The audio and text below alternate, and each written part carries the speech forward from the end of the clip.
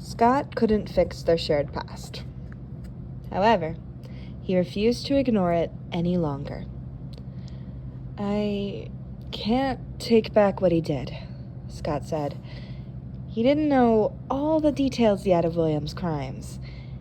He did know that they were horrible enough for Golden to both fear and hate William.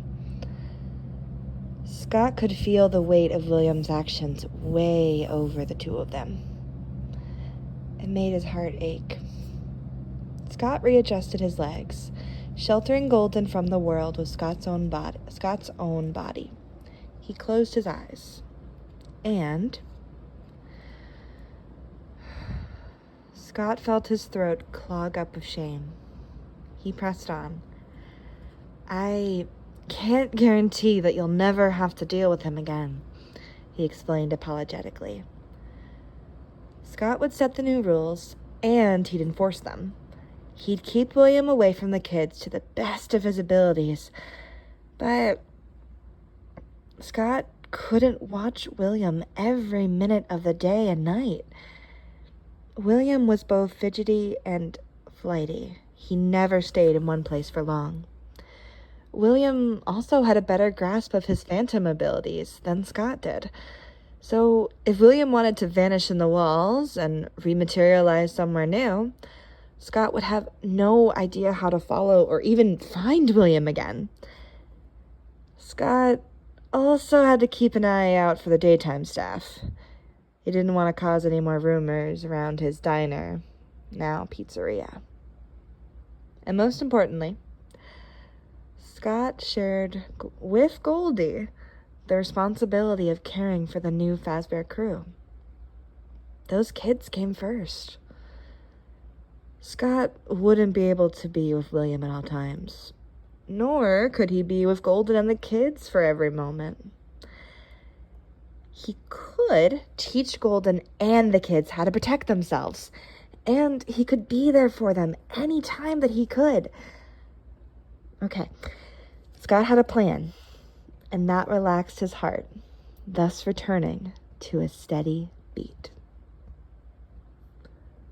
"What I can do is my best to keep you safe from now on," Scott said. He was determined to keep his word. Goldie felt Scott's shift in demeanor. He opened his eyes and leaned back a bit. Goldie couldn't see much. Scott's hair had blocked most of his face. He could see Scott's eyes. They were pinched closed. Goldie replayed Scott's word in his head. "Keep you safe from now on." Goldie found himself believing Scott. Golden had listened to every word that Scott had said during this apology, and it left the yellow bear with a strange sense of relief. Golden didn't know how to feel about that. He knew he didn't full-heartedly trust Scott. But Golden also knew that he did trust Scott with the children. Golden knew he'd never be truly safe with William haunting the halls. Well, deep in Golden's core, Golden also knew that Scott would do everything in his power to keep Goldie and the kids safe. Scott had insisted on taking care of the Fazbear crew from day one. Scott no longer having a blind spot for William meant that the kids would be safer. Working with Scott to keep the kids safe and keeping William out, that would ensure the safety of the kids. Golden did not want them to grow up in fear, and this would give them that safety. But there was more to it. Goldie missed that grumpy engineer who insisted on saying good morning to start his day, who would always finish his day by saying good night to Spring Bonnie, Fredbear, and Goldie. Goldie missed Scott.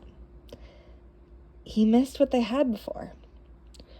Goldie knew he couldn't bring that back. But he could have that grumpy engineer back in his life. I promise, Scott insisted. And Goldie believed him. Goldie snuggled up into Scott's arms. He smiled. This could be the start of something new. Hello, my lovely cupcakes. How are y'all doing? Oh my goodness. I am... This is the last chapter of Time to Talk. That is so weird to me. This comic was a surprise in a lot of ways. Originally, the Time to Talk comic was... There's going to be its own video coming out very soon explaining how Time to Talk is a very weird history and why I feel very weird about ending it here. But we've come to a conclusion. Golden and Scott have finished their talk, and so they're done. Well, they have a stepping stone now. They have a place where they can now go on and figure out what's new for them. And I'm just, this is a weird feeling I'm not used to. I got really emotional trying to write this chapter and trying to finish the story, and it was just, it's weird because I keep saying finish the story, but like, we're only done with this part of the story. We're only done with Scott and Golden having this talk about William and how he's affected their lives. But there's still more to go on. We still need to get back to Spring Bonnie's red bow tie, and we still have the kids to explore, and there's just... This comic I'm getting emotional over this. I am going to make a whole video about this because I have many feelings and I want to discuss them. But what did y'all think of this comic? It was very much a big surprise. I did not plan to give Scott and Golden their own comic, but they ended up needing it. We will be back to the regularly scheduled content, back to our Spring Bonnie's red bow tie, but not for a while. Don't worry, y'all. I will explain it all in the next one. In the next video, maybe. There's going to be a reaction video after this. And then I will explain in our wrap-up. So I'm going to be doing a wrap-up of this series. So a wrap-up, I will explain it more in that video.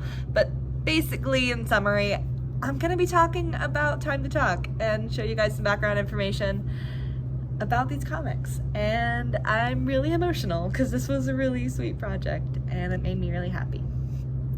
I hope you have all enjoyed, and I will see you next time on our lovely show. Bye!